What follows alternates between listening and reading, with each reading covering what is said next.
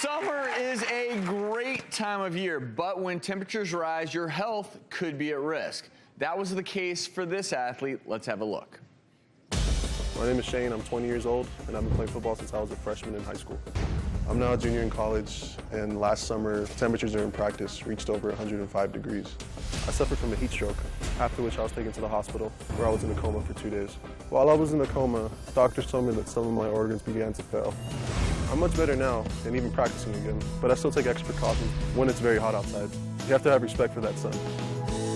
We are joined by Dr. Freda Lewis-Hall, Chief Medical Officer of Pfizer, to talk about steps you can take to be safe when it gets hot outside. Exercising outside in extreme heat can put you at risk for heat-related illnesses, but also infants, young children, the elderly, people who are socially isolated or who have reduced mobility are at risk as well.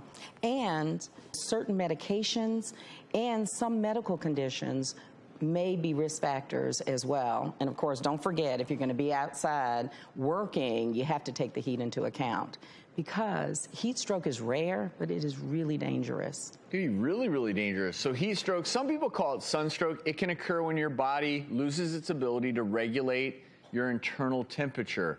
As the temperature inside our body climbs, heat stroke can cause damage to your brain, other vital organs, permanent disability, in extreme cases, even death. That's why it's so important to recognize the warning signs of a heat stroke. Some of them are your body temperature over 104 degrees, confusion, weakness, feeling faint, fast breathing, a fast heart rate. All these things could be symptoms and signs. And if you have those symptoms and signs, or someone with you has those, it is time to dial 911.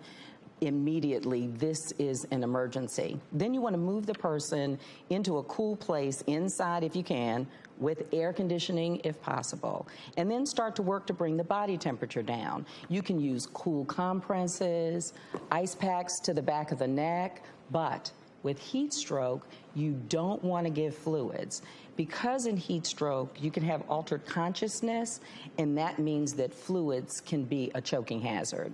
Heat exhaustion is a term and a medical condition that is actually more common than heat stroke. Not quite as serious. Symptoms can be less severe, fatigue, maybe cramps, but it can still be dangerous. Heat exhaustion can develop over several days of exposure to high temperatures and not getting enough fluids.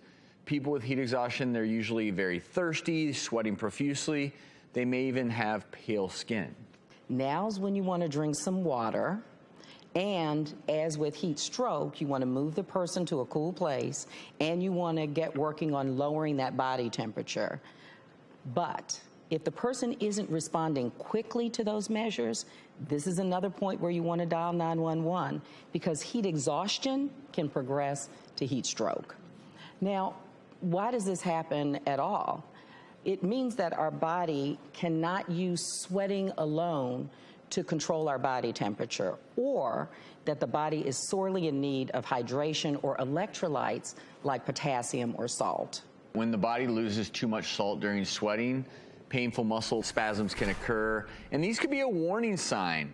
Rest, cool down, stretch, and massage the affected muscle, but also make sure you're replenishing electrolytes, staying hydrated. If the cramps continue longer than an hour, or if you're concerned, obviously touch base with your doctor. Absolutely. So how do we prevent all of this? First of all, stay cool.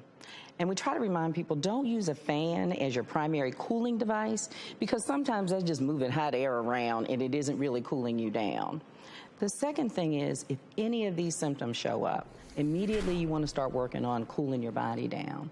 And then last but not least is never, ever leave anyone or any pet in a closed parked vehicle. But the most important tip is to stay hydrated. Your body loses fluids through sweat when it's hot outside, but you don't want to wait until you're thirsty. And the other big thing, avoid alcohol. And it also helps to know the weather forecast. So read the weather forecast before you go out and exercise. If it's hot outside, plan activities for early morning or later in the afternoon. And you know, it's important to remember, anyone and everyone is susceptible to heat-related illnesses. So for more information on beating the heat and staying healthy and safe this summer, go to gethealthystayhealthy.com. And of course, while you're there, you can sign up for our monthly newsletter. Dr. Freda, thank you so much. Thank you. Thanks for having me.